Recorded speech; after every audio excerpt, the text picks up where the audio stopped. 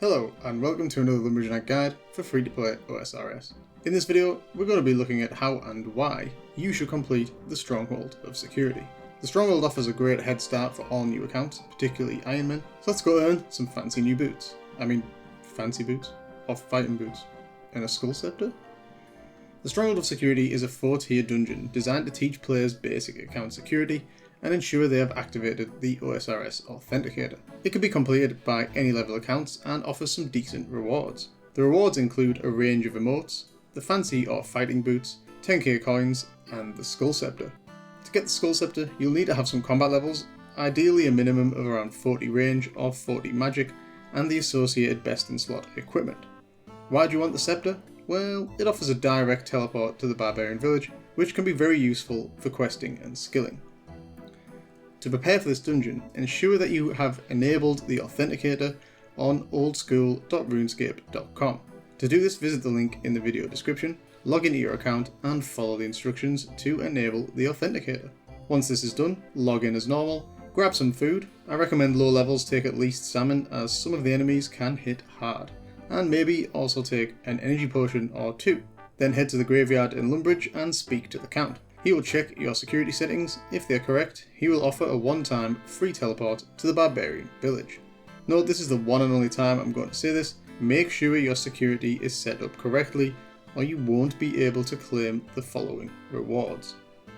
Let's get straight into it. Here's my recommended route through the first level. Don't worry if you get lost, as the enemies on this floor are not aggressive. Once you make it through to the end, having answered the security questions correctly, these are very easy questions, so just err on the obvious, and you can't go far wrong. They'll also repeat themselves too. Select the Gift of Peace to claim your 2k coins reward and the Flap emote. Take note of the escape rope that is present in each of the floor's final chambers, which offers an easy way to quickly get out of the dungeon. From this floor you can claim the right hand skull half of the Skull Scepter. It is dropped by Minotaurs. The easiest thing to do is head to this room and, using the barrier in the centre, safe spot Minotaurs. Farm them and eventually the right hand skull half will drop. In future, this is also where I recommend farming additional Skull Scepter parts that you will need to charge your staff. Onto the Catacomb of Famine. Love the names in this dungeon, by the way. Once again, here's my recommended route through the second level. Enemies on this floor are aggressive, so make sure your run energy is above 50, turn run on, and go straight through following the route shown. Once you make it through to the end, having answered the security questions as you go, select the Grain of Plenty to claim a 3k coins reward and the Slaphead emote. From this floor you can claim the bottom of the scepter part of the Skull Scepter. It is dropped by Flesh Crawlers.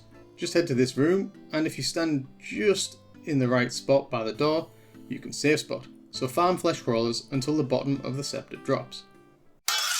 Please like the video and support my content. Thank you, noble knight. On to the Pit of Pestilence. Again, here's my recommended route through the third level.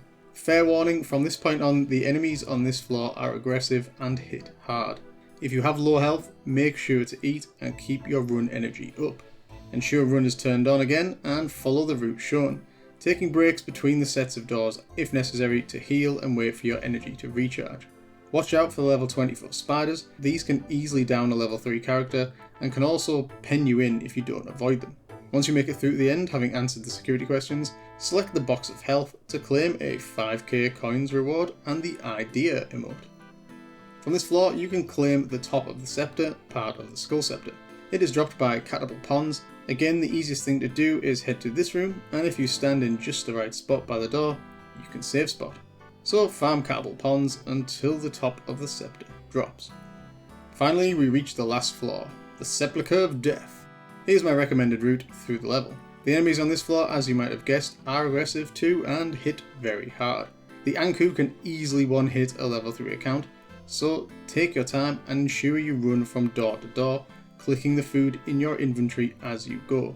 Once you make it through to the end, select the Cradle of Life to claim the Stamp emote and then choose between the Fancy or Fighting boots. This is a purely aesthetic choice as the stats are identical. From this floor you can claim the left hand skull half of the Skull Scepter. It's dropped by Anku. The easiest thing to do is head to this room, and standing behind the skeleton as shown should allow you to safe spot. Farm Anku and eventually the left hand skull half will drop. For those who have all the pieces of the Skull Scepter, you should now combine them into the completed item.